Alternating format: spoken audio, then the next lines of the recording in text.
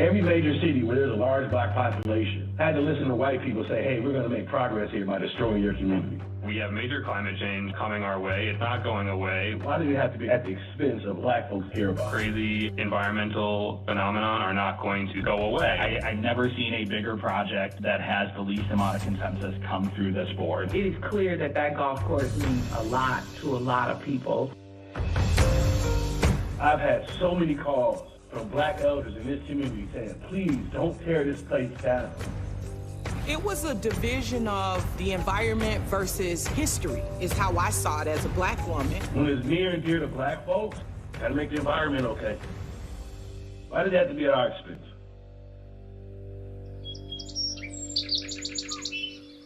The Mississippi River actually begins over 2,000 miles north in Minnesota and flows past the Twin Cities and past a golf course that locals are fighting to keep.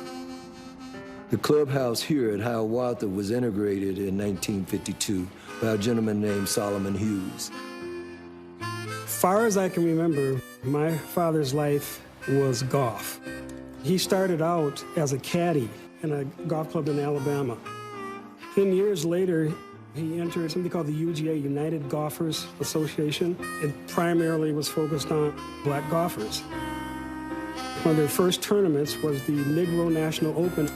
My dad won that tournament. After that, his rise was stunted a little bit because in the PGA, they had clauses of Caucasians only. My dad entered what's called the St. Paul Open in 1948. Well, it was denied, saying you had to be a member of the PGA to play in PGA or PGA co-sponsored events. Couldn't play on the PGA Tour, wasn't allowed to play in the St. Paul Open. This was like the home for guys like him. There's about 178 parks here in Minneapolis. Everyone in the city of Minneapolis lives within a 10-minute walking distance of a park, and it's designed that way. 6 golf courses here in Minneapolis, and they're public golf courses. Hiawatha is a very pivotal place when it comes to black golfers. They call me and talk to me about how special these places are. Historically, this golf course has been a gathering place for minority golfers, championship-level golfers. It's been a gathering place for children to come and play golf here. This golf course happens to be in what was Bronzeville. Jimmy Slimmons was the first mayor of Bronzeville, and Jimmy Slimmons developed the Bronze Tournament. The tournament was born in 1939.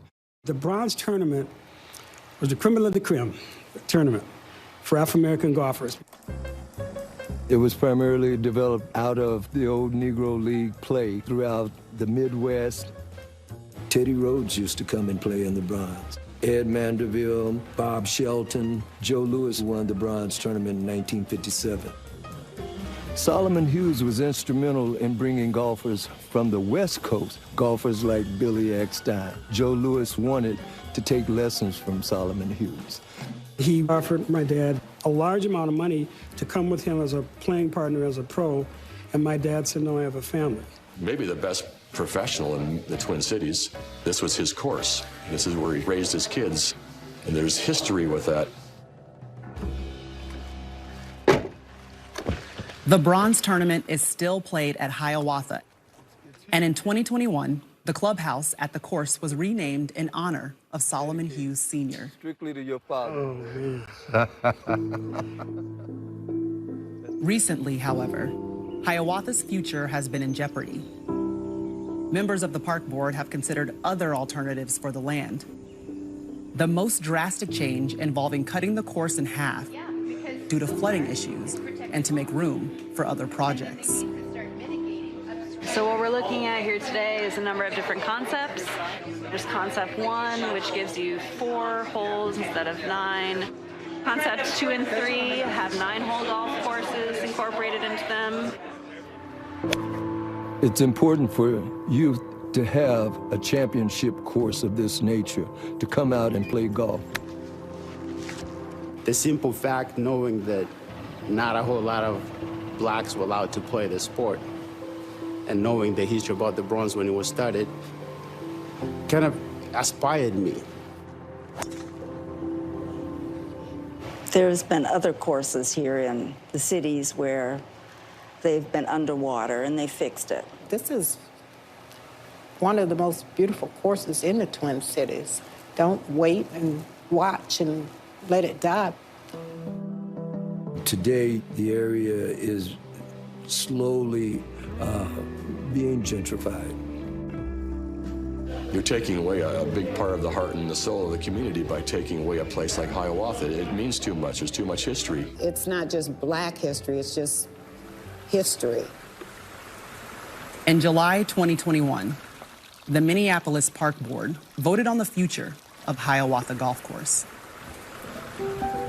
To either reduce it to a 9-hole course with other amenities or vote no and leave it as an 18-hole championship course. I will ask the secretary to please take the roll. Commissioner Musich. Aye. No. No. Aye. Commissioner French. No. Aye. No. Yes. Vice President Vita. No. You have 4 ayes, 5 nays. The park board decides to take a vote, and we decide for it to remain an 18-hole golf course.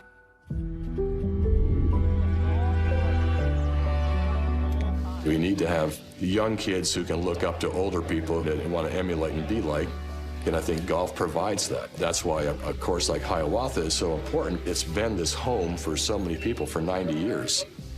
Passed down from generation to generation, all the things that are good. This place is sacred to certain folks. It's really about preserving the legacy of this place right here. It's about preserving the legacy of folks who come up here and had cookouts, or this is where business deals were made between Black business folks. I think you need to celebrate the history in Hiawatha. You need to celebrate all of those who have been here. You need to celebrate all those who will come next.